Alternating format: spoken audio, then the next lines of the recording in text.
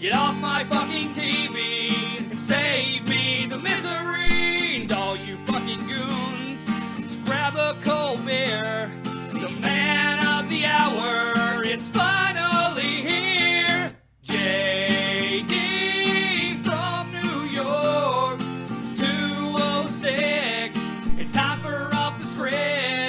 JD from New York, 206. It's time for Off the Script.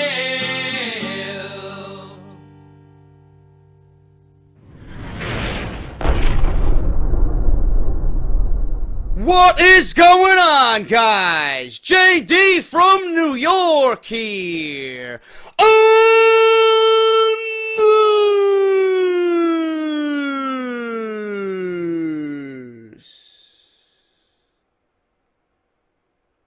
Is episode 125, part number 1 of the number 1 fucking source right here on YouTube.com for everything WWE. This is Off the Script. Thank you guys so much for joining me this big weekend, man. This is a very, very big weekend. Our man Brock Lesnar is going into the UFC to go against Mark Hunt. It's going to be a big night, man. And as you guys watch this, I'm going to be heading down to Atlantic City. I actually will be there physically as you guys watch this. I'm leaving Thursday afternoon, and I'm going down there to watch the fight with my best friend, and he's a huge UFC buff, and he knows I'm a big Brock Lesnar guy, and he invited me out there, and I'm going to spend a few nights at his place, and I don't know where we're going to actually watch the fight, but I think, the way I'm thinking, I want to be out. You know, I want to be out in Atlantic City. I might go in and out of the casinos. I might go in and out of one of the sports bars that's potentially showing the fight. I like to be in and around people during a big event like this, man. It's a great feeling when you're around people who are going crazy and who are excited and hyped for the fight. So we might actually do that. The only thing holding that back is his kids. He's got he's got 3 kids at home. So we're gonna see what happens with that. I don't know, man. It's gonna be a good night. It's gonna be a very fun night, very exciting, and we're going to be talking about it all weekend. So it's going to be a very, very big news weekend as far as that goes. And the funny thing is, there's not much on the WWE side of things for news and rumors this weekend. So the reason why I have Jon Jones as the top story is because it's such a big news story. And the fact that now Brock Lesnar has been moved up to the main event. We're going to talk about all that. There really isn't much going on in terms of WWE. I mean, why the fuck would there be a lot of news in regards to WWE? I mean, if you watch Monday Night Raw, one of the worst fucking Monday Night Raws of all time, no matter if it was a 4th of July holiday or not. You're not supposed to do that. Business still needs to go on as scheduled. There's no off days. So the fact that you took a fucking week off in the midst of a pay-per-view build says a lot about what you think about your fucking company. It's a joke right now. It is an absolute joke. And like my buddy Rusty said, Falcon, he put it perfectly, man. He slipped into my DMs and he said, the Raw rating, I believe it was a 1.86. You guys have been, I didn't look it up officially. I doubt it was a 2.7 like some of you were saying, because it was a holiday weekend, number one. And number two, the show was so fucking bad, I don't think it would even come close to a 2.7. But Rusty told me, in light of the Monday Night Raw ratings, it was the worst rating in 20 years. And he said this to me about this certain statistic. Back when there was a fake Diesel and a fake Razor Ramon, the last Monday Night Raw that had those guys on it, it drew higher than what they're giving us right now. Can you imagine that? Can you imagine a Monday Night Raw with a fake Diesel and Razor Ramon drawing better than what they're doing right now? That is one of the most pathetic statistics I have ever heard in my entire life. And I don't believe WWE is okay with that. I laughed my ass off when he fucking told me that. That's ridiculous. Absolutely ridiculous. How you can have that show air on Monday night and be okay with it the next day, it's just beyond me, man. It is absolutely miserable. Not only for the fans, but for the company involved. And I don't want to talk about it anymore because I've been talking about it all week. We talked about it on Monday. We talked about it on Tuesday. Matt Hardy and Jeff Hardy kind of lightened the blow of what Monday Night Raw was and gave us a fun-filled match with the final deletion. Wrestling in modern day 2016, I don't know what the fuck is going on, man. We're all hyped about fucking backyard brawls with Jeff Hardy and Matt Hardy and brother Nero. And Monday Night Raw is fucking sinking faster than the Titanic. I don't know what's going on. All I know is things need to change. And the fact that the WWE draft is coming up, I know for a fact WWE doesn't give a shit about last week, this week, the upcoming week. They don't give a shit. All I know is if they're putting on this terrible programming, they better have a fucking solid plan going forward with the WWE draft. That's all I have to say about that. Because if the draft is going to come, it better bring excitement, and it better bring something fresh, and it better bring new feuds and storylines, and it better make people who we want to see on television better than where they are right now. If you're going to instill the draft upon us, if you're going to fucking make a big deal about the brand split, and you're going to ruin Monday Night Raw in the process, the WWE, as far as I see it in 2016, is done. It's finished. Like a fucking fatality in Mortal Kombat. It's done. I don't give a shit what anybody says. Yes, it's fun to be a wrestling fan right now with the draft. And for one night, it's going to be exciting. But for the rest of the time this year, what's going to happen? It's a huge fucking question mark. It's like the Riddler in Batman. You don't know what the fuck he's saying. You don't know what the fuck is going on. You don't know what the outcome is going to be. All WWE is right now, after July 19th, is one big, huge question mark. And I don't like that. I need to know exactly where they're going and if they have solid plans in place. They need to give us an idea and ease the fans' minds right now. They haven't done that. All they've done is alienate people more and more each and every week. It's come to a point where we all want TNA Impact with his brother Nero and Matt Hardy shit to fucking succeed and grow and get more people interested in the product. Because if more eyes are on TNA and Matt Hardy and Jeff Hardy are bringing people to the product with what they're doing, more eyes will be on the rest of the talent, the ratings will grow, TNA will grow and flourish, and maybe if you put TNA on a Monday night, they'd actually compete with Monday Night Raw. Anybody can compete with Monday Night Raw. You can put fucking What Culture on fucking Monday Night Raw. They'd probably compete with WWE. That's how fucking terrible it is right now. Awful. That's my rant. I don't know what the fuck I ranted on for about 7 minutes, but there'll be some fucking idiot in the comment. Oh, 10 minutes to get to the news. Go fuck yourself. This is my show. I can sit on here for fucking 50 minutes, an hour, 2 hours, and I could talk about anything I want. I could talk about fucking changing my underwear in the morning and fucking wiping my ass after a hot steaming shit, and you're gonna be hanging on every fucking word that comes out of my mouth. It doesn't matter. Because you'll be here. That's all I gotta say about that. Anyway, let's get on with the fucking show, man. You guys know the deal. Patreon.com.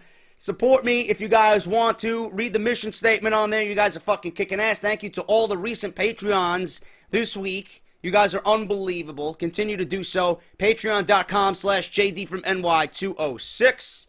And Pro Wrestling Tees. I gotta shout out everybody, man. You guys absolutely raped Barbershop Window with fucking sales this week, man. With that 4th of July sale that ended on Tuesday. A lot of you got the Roman Reigns shirt. A lot of you guys got the Goon City t-shirt. Thank you so much for supporting the podcast in that way. You guys are unbelievable. If you guys want your own t-shirts, we are an official partner with Barbershop Window. Off the Script has its own online shop on barbershopwindow.com. Link is down in the description below. If you guys missed the iTunes podcast or it didn't push to your devices, iTunes, Podbean, Stitcher Radio, AudioBoom, and Google Play Music. Off the Script episode 19 digitally. Make sure you guys go and download that and listen to what I have to say about the Roman Reigns and Dean Ambrose situations from last week. Big news on both sides there heading into Battleground with the triple threat and Seth Rollins being involved as well. That is available right now for download. WrestleCrate.com. Use the coupon code JDSentMe for an instant 10% off your first purchase at checkout. That's WrestleCrate.com and on Twitter at WrestleCrates.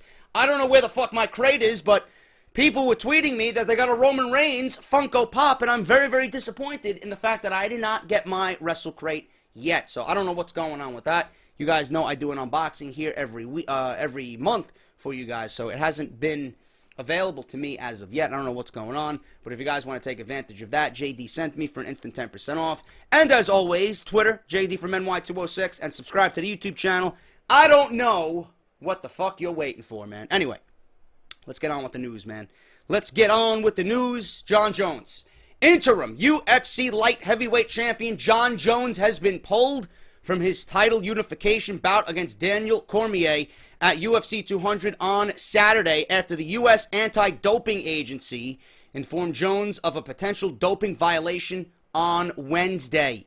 UFC President Dana White announced the move Wednesday during an impromptu news conference at the MGM Grand. Jones tested positive for a banned substance in and out of competition sample taken June 16th by the USADA, said Jeff Nowitzki, UFC's Vice President of Athlete Health and Performance. USADA administers UFC's anti-drug policy. It's important to note that under the UFC anti-doping policy, there is a full, fair legal review process that is afforded to all athletes before any sanctions are imposed, said Nowitzki. Nowitzki added that there wasn't time for a full review before Jon Jones' scheduled fight against Daniel Cormier. White said that he has not spoken to Jones yet as of Wednesday, and he wasn't aware whether the substance in question was a performance-enhancing drug. A heavyweight fight between Brock Lesnar and Mark Hunt will now headline UFC 200, which takes place on Saturday at the T-Mobile Arena in Las Vegas, Nevada. Jones had the right to appeal any positive test. He has never tested positive for performance-enhancing drugs before, but did test positive for traces of cocaine before a fight against Cormier in January 2015. Jones also served a suspension from April to October after his involvement in a hit-and-run accident. He is scheduled to address the media Thursday at 11:30 a.m. Eastern Time at the MGM Grand. Under UFC's anti-doping program, which went into effect last July, a positive test for a PED, performance-enhancing drug, carries a standard of a 2-year suspension. In an interview with ESPN last week, Jones had expressed hope he could return to his legacy, or turn his legacy into a positive one. I want to show the world that you could be down but never out. I want to be a story where someone risked losing so much but ultimately turned everything around. A lot of times you hear these stories about athletes who ruin their career and then they go away and no one knows what happened to them, or they're bankrupt, or they end up in jail. They just ruined a great career. I want to be one of the few stories you hear where I was ruining my life and ruined things, but ultimately turned things around and became a hero. That's my vision for the way my story is going to play out. It's very interesting the way he puts that and then ultimately gets suspended for a fucking doping violation for UFC. White said he would like to find Cormier, the defending light heavyweight champion, a new opponent, but that would be difficult right now with only a few days before the event. When you have the biggest, baddest fight card ever assembled, you know, it doesn't sting as bad as when you lose a fight, White said, but it stings real bad for Daniel Cormier. This is a devastating blow to him, his family, and I'd like for him to fight another opponent. Cormier appeared next to White during this news conference at the MGM Grand. I've trained hard and long, Cormier said. If anybody would fight, I would fight. Why not? I understand the difficult task it would be to find me another opponent in 2 days. I'm willing to fight up. Put on some weight, 225, 220, I'll fight. It doesn't matter. I just can't fight a really big guy because I've been shrinking my body. Cormier said he would put in the effort and would accept a new fight if UFC could find one that made sense. I've worked really hard to prepare for this, Cormier said. You take care of what you need to take care of. That's what I did more than anything, and it's really disappointing. Cormier said, having USADA as UFC's partner in the administration of drug testing changes a lot of things, and that UFC made a conscious decision to bring in USADA. They didn't have to do this, Cormier said. They decided to clean up the sport. You're going to have casualties. Cormier said he got a bad feeling in the pit of his stomach when White texted him Wednesday asking him whether he could make it to the news conference. This guy always gives me good news, Cormier said of Dana White. You know, this guy calls with a 7-figure check. Dude, you're rich now, you know? He calls you with good news. And the mood didn't feel very good. It was scary. So I came here, and I was actually early. And my fucking computer just completely went blank, and I don't know why the fuck this shit keeps popping up. And there we go. We're back. So he was actually early. It's probably the first time I've ever been early. I needed to know. But he's usually the good news guy. And today, he had to give me some pretty bad news. This is a terrible situation for UFC, and it's a terrible situation for Jon Jones. Now, I don't typically report UFC news here on Off The Script. I don't watch UFC at all. And the only reason why I'm watching UFC this weekend is for two reasons. Number one, because I'll be hanging out with my best friend, and I haven't seen him since April. Number two, Brock Lesnar's on the card. When Brock Lesnar made his first run in the UFC, I was there for every fight that he had because he was a WWE guy, and I wanted to see him succeed, and I wanted to see how he would fare, leaving the WWE on such bad terms, and then turning around and going into the octagon and succeeding. Pretty much telling Vince McMahon, listen, I can do anything I put my mind and body to and succeed. This is the reason why I walked out. I wanted to challenge myself, and this is why Lesnar is doing this again. A happy Lesnar is a happy Vince McMahon. A happy Vince McMahon and everybody happy is just going to make the entire spectrum happy. Okay? You don't want an angry Brock Lesnar. You don't want a pissed off Brock Lesnar. Brock Lesnar's at a point in his career right now where he can do, say, and ask for anything he wants, and he's going to get it. Because people around the world know there is only one Brock Lesnar. He is a multi-tool athlete. He can do anything he wants, and he can fucking ask for anything he wants, and he's going to get it because his name has so much drawing power. You put him in a UFC match, you put him in a WWE match, you put him on a program, on an interview, all eyes will be on Brock Lesnar. Jon Jones and this situation, I feel sorry for. And the one thing I'm glad about is I'm glad that the sport is cleaning up. And it really makes you think, you know, what Roman Reigns went through and what WWE tried to do according to reports. They tried to hide the fact that Roman Reigns was suspended. They were merely going to take the title off of him at Money in the Bank and give it to Seth Rollins, and that was going to be his punishment. And then it leaked out, and he was suspended. Vince McMahon had no choice but to suspend Roman Reigns. And I really wish, like UFC is strict with their doping policy and their drug policy, I wish WWE would follow suit. You can imagine how many violations and how many suspensions WWE might possibly have, or what they're actually hiding with their wellness policy. You know, you don't know. You really don't know. A lot of people said that Brock Lesnar was given an exemption from being drug tested because it was in such a short amount of time before he was announced to be at the pay-per-view. And a lot of people are wondering about Brock Lesnar being exempt from this drug policy. And what would have happened if he was suspended? It would have looked bad for UFC. It would have looked bad for WWE. It would have looked bad for everybody. So who the fuck knows what's going on and what they're hiding? You know, I don't like the fact that certain athletes get away with shit just because of who they are. And I've said this about the Roman Reigns thing. It doesn't matter who you are, how big you are, or what type of status you hold in the company. You need to be accountable or held accountable for all your actions. If Jon Jones felt this was an important night for him, he wouldn't have done this. If Jon Jones thought this was going to be a huge step in his career, if Jon Jones wanted to be a part of UFC 200 and be a part of the company's milestone pay-per-view, and he wanted to make all that money he was going to make in pay-per-view revenue, and he wanted to really live up to what he said, to turn his career around and become a hero, and show people that no matter how many times you've been beaten down, you can always rise up to the occasion and come back even stronger. He went against everything that he said. Not only does he look like a fool, but now he potentially ruined his entire career. This is 3 strikes for Jon Jones. 3 strikes. Cocaine, DUI hit and run, and now PEDs. Give me a fucking break. If I was Dana White, Jon Jones would never step foot in the octagon ever again. Because this guy now, 3 times makes him a liability.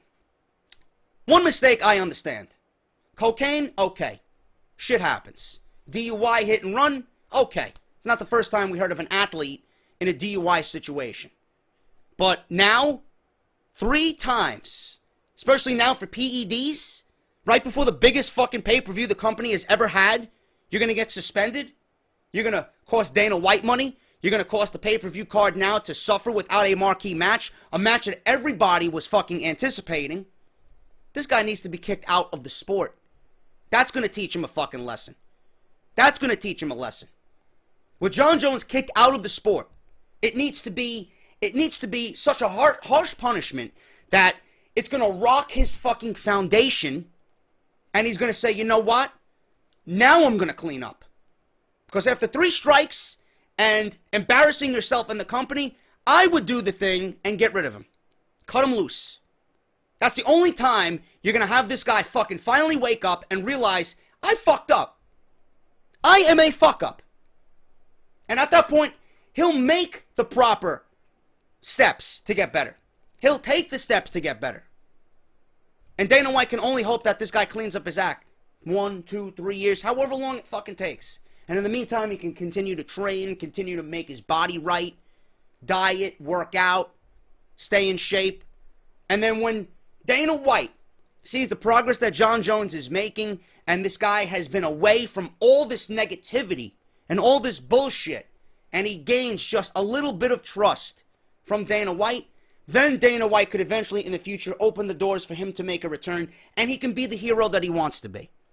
But right now, after this latest incident with UFC 200 and him being suspended, if he is really not going, I mean, there's a full appeal here. I believe he can appeal with what the story said. If he is convicted of a drug violation and he is suspended, 2 years gone, I would be Dana White. Go further. Kick him the fuck out of the UFC. Because he doesn't belong there if he's going to embarrass himself, embarrass the company, and cause Dana White not only a marquee match on a pay-per-view, but a ton of fucking money. Kick him out. That's the only way you're going to rock this guy's world and say, you know what? Now I need to clean up. Now I need to get my act together because this is some serious shit. I just fucked up my livelihood. I fucked up my career. I fucked up Daniel Cormier. I fucked up his family. I embarrassed him. I left him without an opponent. A potential fucking spot missing off the card. He don't know how much damage he did with him trying to cheat the fucking system. If you're going to cheat the system and you're going to try and get away with fucking making yourself better illegally, get the fuck out of the sport. And that goes for any fucking sport. Every sport needs to crack down like UFC is. I don't give a shit who you are. If you're the fucking biggest name in the sport, down to the fucking lowest man on the totem pole, you need to be held accountable and fucking treated with the proper punishment. Fuck that. Jon Jones suspended. And I'll tell you what now, everybody's scoffing and everybody's laughing at Brock Lesnar. Oh, get the fuck out of UFC. You fake fight. I don't mean to tell you guys this in a negative way, because I don't watch UFC. And I thought there was a UFC championship match on this card, to be honest with you. I don't know why there isn't. I really don't know why there isn't. I mean, if UFC 200 is such a big pay-per-view, why is there not a UFC championship heavyweight match on this show? You know? Lesnar, now a WWE employee, is headlining UFC 200. Vince McMahon is probably jumping for fucking joy. Not at the fact that Jon Jones is suspended. It just worked in WWE's favor that Jon Jones is a fucking idiot. Brock Lesnar, a WWE employee, is now headlining the biggest UFC pay-per-view of all time. And then he's going to turn around and headline SummerSlam with Randy Orton. Brock Lesnar is rolling in the money. It's a bigger payday for Lesnar now that he's in the main event. Obviously, he's going to be getting more royalties. He's coming to SummerSlam, Brooklyn, Randy Orton. He's going to be paid big money for that, on top of what he's already making. Lesnar is fucking killing it right now. And that fake WWE wrestler, he's headlining your biggest pay-per-view of 2016. Biggest pay-per-view in the history. So what do you got to say about that? So you can thank Jon Jones, all the fucking skeptics, and all the haters out there. Now you can look at Brock Lesnar, the fake fighter, headlining your biggest pay-per-view of all time. Swallow it. Easy. Because I know it's a tough pill to swallow. So there you go with that. That's my opinion on Jon Jones. He needs to be kicked out of UFC completely. And he needs to be taught a fucking life lesson. Do not cheat. And because of what you did, get the fuck out. 3 times. 3 strikes and you're out. 3 strikes and done. No question. That's what I would do if I was Dana White. Teach him a fucking life lesson that he will never forget. And it will force him to clean up his fucking life. Because right now, I don't think there's any saving Jon Jones. This is terrible news, and I've stated this with Enzo and Cass. You can't break up these teams. You just can't break up these teams. For whatever reason, WWE has a habit of breaking up tag teams. Yeah, Big Cass is so high on WWE's radar, we're going to break him away from Enzo. Yeah, like that would really go over well, right? The most popular tag team in all of the company, you want to break away. They haven't even left the driveway yet. They haven't even fucking packed their luggage yet. And you already want to break them up and have them go on their separate ways. Give me a fucking break. More news now of WWE breaking up teams. WWE breaking up the New Day with a rumored Big E push expected, and not only a push, a major push. The New Day have been spectacular, and when they debuted, almost everyone thought it was one of the biggest letdowns in WWE history. Here we are 2 years later, and the stable is one of the most successful in decades. Unfortunately, there was always going to be a time when the New Day stable came to an end.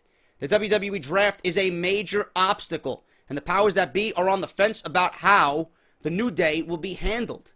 According to a report from DailyWrestlingNews.com, there are some WWE officials who believe that the New Day stable is losing a lot of steam, and their buzz is dying. Having said that, some other WWE officials feel differently and point to the group's merchandise sales as an indicator that the group is still going strong. And those are the people that I agree with. The some WWE officials who think that the New Day is losing steam, those are the people not watching the fucking product. I don't know what the fuck they're watching. They must be watching soap operas on NBC. They must be watching Dr. Phil. They must be watching Oprah. They're certainly not watching WWE. I don't know where they're getting their information from. I don't know what the fuck they're coming up with up here. I don't see any steam being lost on the New Day. In fact, any steam lost on the New Day is because of who you're feuding them with. When you have a cold Wyatt family stable, a group that has gone absolutely nowhere, it's tough for the people to get invested. Now, if you put them against Enzo and Cass, you would see that entire losing steam aspect completely turn around. But the Wyatt family doesn't have any steam. And when you put the New Day, who has steam, up against a team that has absolutely no fucking steam, engines aren't working on the Wyatt family side at all. There's no steam being made. You can't put them against the Wyatt family and expect immediate results. The Wyatt family's been dead for more than 2 years. And you want to feud them against the Wyatt family? It's going to take more than feuding them with the New Day to get people back with a New Day or with a Wyatt family mentality, saying that these guys are going to be fucking great. These guys are going to turn it around. It's not going to happen that way. It doesn't work that way.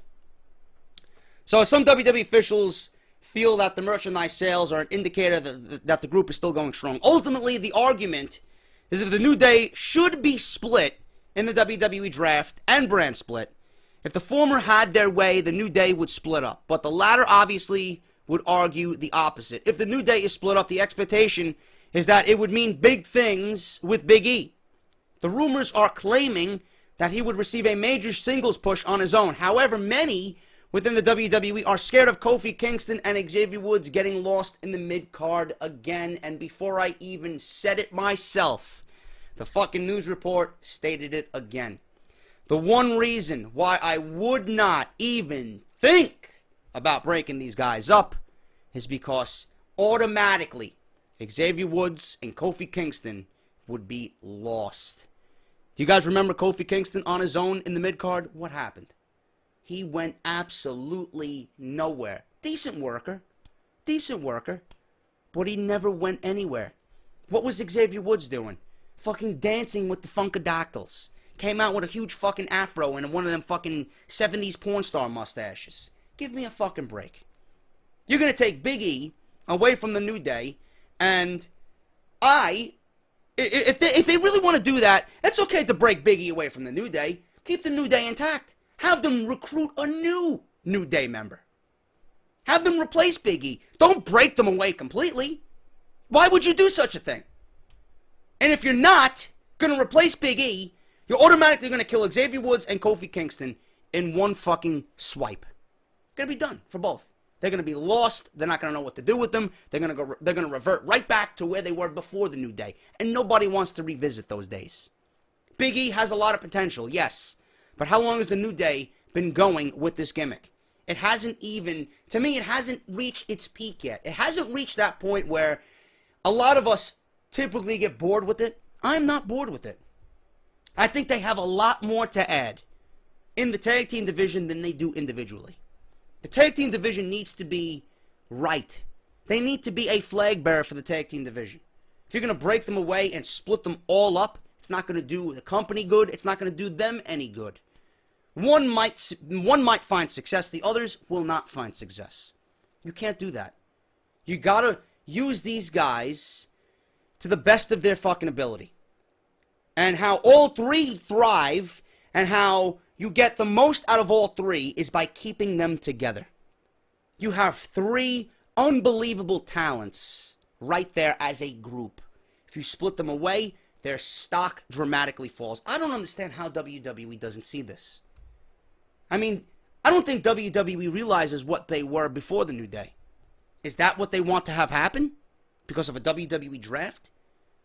And all this talk about splitting teams, I wasn't with the draft and the brand split to begin with. The more I hear news stories about breaking teams up and splitting guys away from one another, I'm going to hate it even more. My anger is going to flow. I'm going to be more pissed off when discussing this fucking process. You can't do it. It's not right. I would keep them together. I don't give a shit how Big E is expected to be after New Day is over. I don't give a shit how big of a push you want to give him. He needs to remain with the New Day. Give these guys 2, 3, 4 years as a fucking group. WWE tends to get bored after a year. Oh yeah, they had successful run as a tag team for a year. 300 days as champions. All right, it's seen their day. It's time for a new day, literally. Give me a fucking break. It makes total sense that the New Day would lose the tag team titles, the way things are going right now, but it always came down to who they would lose it to. Now, you guys know I would love to see Enzo and Cass versus the New Day. I think that would make both teams unbelievably hot, because that's what you want to do. And then it would make the division scorching hot, because you have two of the most popular teams going at it in Brooklyn. Everybody would love that. And with Enzo and Cass winning the titles there, and they are now the head of their class in Brooklyn, that place is going to erupt. I mean, the Wyatt family would have been great for them to feud with Enzo and Cass after they won the titles. WWE, it looks like they jumped the gun here with the Wyatt family.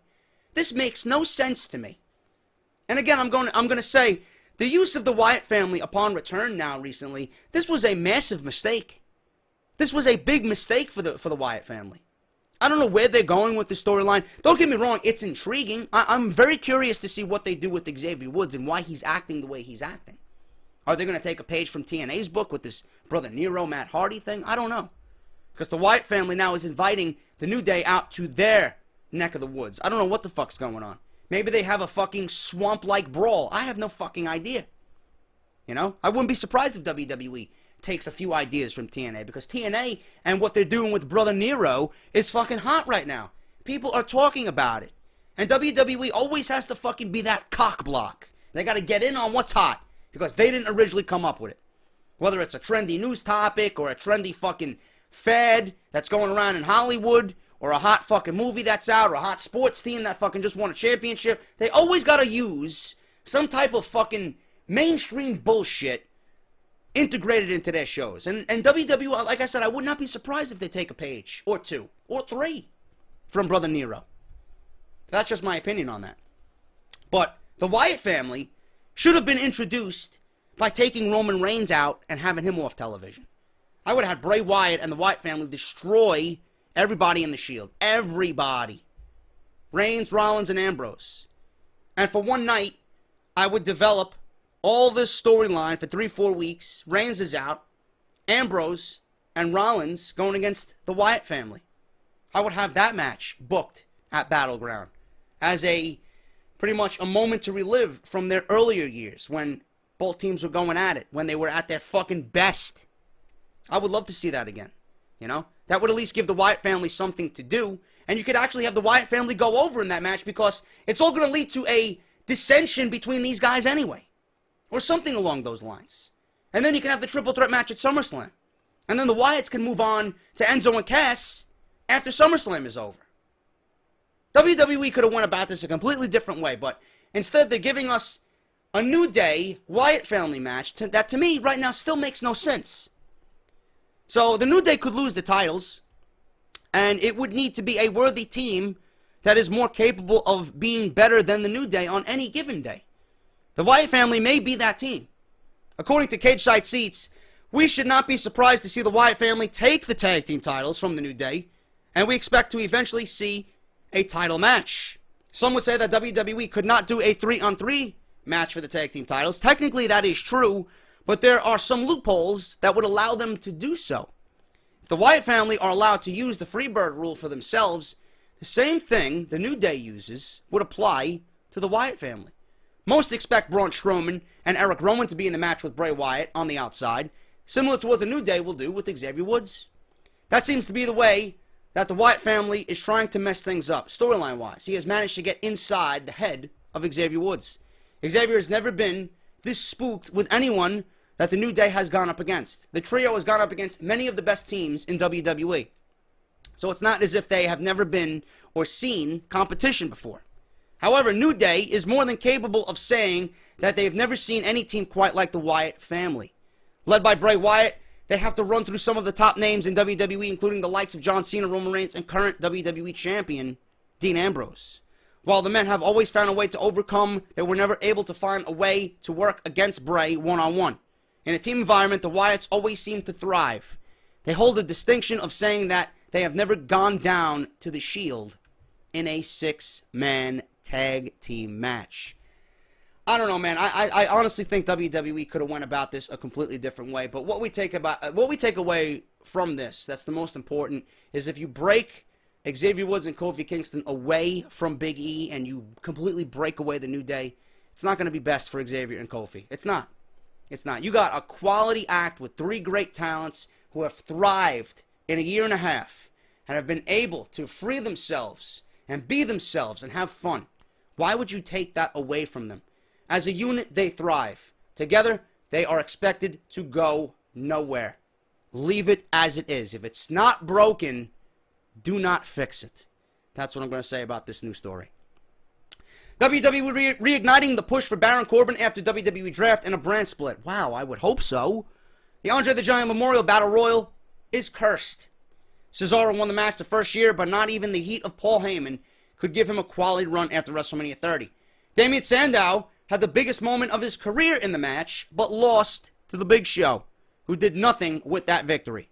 Now Sandow is released, and Big Show has little momentum to speak of right now. At WrestleMania 32, Baron Corbin debuted from NXT and surprised everybody by winning the Andre the Giant Memorial Battle Royal. It was obvious that WWE had big plans for him, and he would have skyrocketed to superstardom on the main roster. His feud with Dolph Ziggler was decent, but his momentum since has cooled. Now he's floating around like many others with nothing to do. However, it seems that WWE hasn't given up on Corbin, and they've got something planned for him.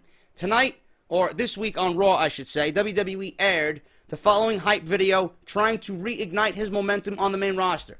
As a strong mid-card heel, there are many opponents for Corbin to face and develop feuds with, especially after the brand split. It's going to be interesting to see what WWE does with Baron Corbin over the next few weeks. Now, I completely agree by giving Baron Corbin a push, especially after the brand split.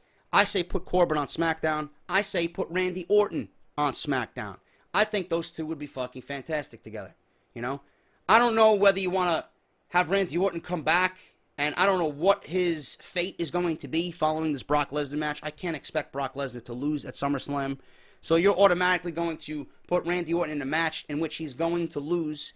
You know, it might be a great match. I have no fucking idea. You know, we haven't seen these guys go at it in a ring. You know, it's going to be different to see Randy Orton after injury, after surgery, going against Brock Lesnar, who's going to fucking suplex him all over the place. How that's going to fare, I have no idea what's going to happen. You know, I don't know if this is a right idea to begin with, Randy Orton and Brock Lesnar. I'm sure WWE could have had a different way about doing things, but as far as I see it, I always thought that Baron Corbin was a top opponent or a top-tier opponent for Randy Orton. Can you imagine Baron Corbin, the Lone Wolf, going against Randy Orton, the Viper? I think that's a great fucking match. I think that would be a great match to solidify Baron Corbin as, you know what, this guy's fucking serious. We gotta start taking this guy fucking for real. And then after that, Baron Corbin can go after one of the mid-card titles that's on SmackDown, whether it's the IC title or the United States Championship. I'd love to see that. You know? I'd love to see Apollo Crews win the United States Championship from Rusev. I'd love to see Apollo Crews be the one to take the United States Championship off of Rusev. And I'd like to see Baron Corbin and Apollo Crews feud for the United States Championship on SmackDown for the fall. I think that would be a great idea. After Baron Corbin, obviously, gets into a nice 2-month feud with Randy Orton, you know, have him come out on top in the feud, have him look good, and then have him go after the U.S. title. I think that would be a great idea. Baron Corbin, United States Champion, I think that's the way to go, man. But big push plan for Baron Corbin, WWE Draft, I hope so. As long as WWE continues to push these guys and make them feel important coming up from NXT. And what they did on Monday Night Raw, I don't know why they didn't do that before he debuted. I don't know why they didn't do that for Sami Zayn and Apollo Crews and the Vaudevillains before they made their debut. You know? I hate when people debut and there's no momentum behind them. Like they just show up for no reason. Baron Corbin's promo on Monday Night Raw should have been something that should have had weeks and weeks and weeks of build before he made his main roster debut. Seems like WWE's doing things backwards. I don't know, man. What the fuck do I know? But Baron Corbin looking to be pushed in the WWE following the brand split and the draft. I'm happy for him. I think Baron Corbin has a ton of upside, and I think he's going to do very, very well for himself in WWE. As soon as he gets affiliated and he gets more comfortable in the ring and he starts to develop those mic skills a little bit and a little bit more of a presence and plays off to the crowd a little bit more, I think Baron Corbin is going to be a future star in the company because he's got it all, man. He's got the look, he's got the size, he's got the great entrance, the great theme. He's got a lot of upside. So I'm very much looking forward to see Baron Corbin develop in WWE. And finally, guys, Sheamus could be turning babyface again. Why the fuck would they even think about this? Sheamus as a babyface killed his fucking career. Nobody wants to see a jolly Sheamus cracking jokes. Sheamus is not a fucking babyface. He drinks beer, he's Irish, and he kicks ass. That's not a babyface. That's a fucking heel. Especially with the way he looks with the mohawk and the fucking piercings. Come on, man, that's not a babyface. That's got heel written all over him. On paper, Sheamus had a great heel run since turning last year. I don't know if it's a great heel run, but it was a disappointing one, I'll tell you that, and a boring one. Over the last 12 months, the Celtic Warriors won Money in the Bank, cashed it in successfully, became the WWE Champion, a interim champion, or a placeholder champion is more like it. It's unfortunate how his momentum as WWE Champion and as a heel slowly diminished, especially since WWE made him the leader of the League of Nations stable that really never gained momentum. Why the fuck would it gain momentum? They were merely put together to get Roman Reigns over. And not only did it fail, Roman Reigns is still a failure. So you ruined 4 guys' careers. You killed 4 guys' momentum, all for the sake of Roman Reigns. And now look, what did it accomplish? Did it get you anywhere with Roman Reigns? Of course not. You killed 4 guys, and Roman Reigns is still a failure. That's the fact. Since the stable broke up, Sheamus has been floating around, doing many different things. Most recently, he's been putting over Apollo Crews in singles matches, which have been a very good thing for both men. According to a report from RingsideNews.com, WWE may have something different planned for Sheamus. The report is claiming that Sheamus could be turning face again soon. Apparently, Sheamus worked as a face at a WWE live event in Huntington, West Virginia, although he ended up losing the Tornado match that he was scheduled in. It's very interesting that WWE is experimenting with his persona during live events. The upcoming WWE Draft and brand split are going to change a lot of things, so a face turn or a heel turn for many WWE superstars isn't that crazy, and Sheamus is just the first one that has been rumored about this before the draft. Keep him the way it is. Sheamus is not a fucking babyface. He was boring. Actually, he started off okay as a babyface, and then it just got completely out of hand. He became someone that we did not recognize. It was fucking ridiculous, cheesy jokes. You know, he's an Irish fucking ass kicker. That does not mean babyface. Remember when he was feuding over the IC title and he came back with the mohawk and he was fucking beating the shit out of Daniel Bryan and he was beating the shit out of Ziggler and everybody in the mid-card wanted to make his statement. That's the Sheamus that we all enjoyed. Simple but best with Sheamus. Turning him babyface again not only would derail his little momentum, it could potentially kill his WWE career again. And you don't want that to have happen to Sheamus. So I would not turn him babyface. I would keep him heel. He's best as a heel, and WWE really needs to know better, and they need to start thinking better. What is best for their talent? All because they think it's best, it doesn't mean that it's best. They got to take a look at their talent, a hard, long look at their talent, and realize where these guys are going to thrive, especially with this brand split coming up. Which brand they're going to be better on, what role they're going to be better in.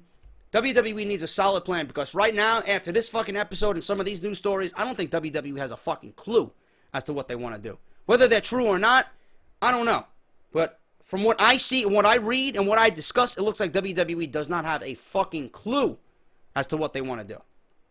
And that's Off the Script, guys. Thank you so much for joining me here on Off the Script. This is part 1 of episode 125. I will be back on Saturday with more news and rumors. I don't know what the fucking top story is going to be.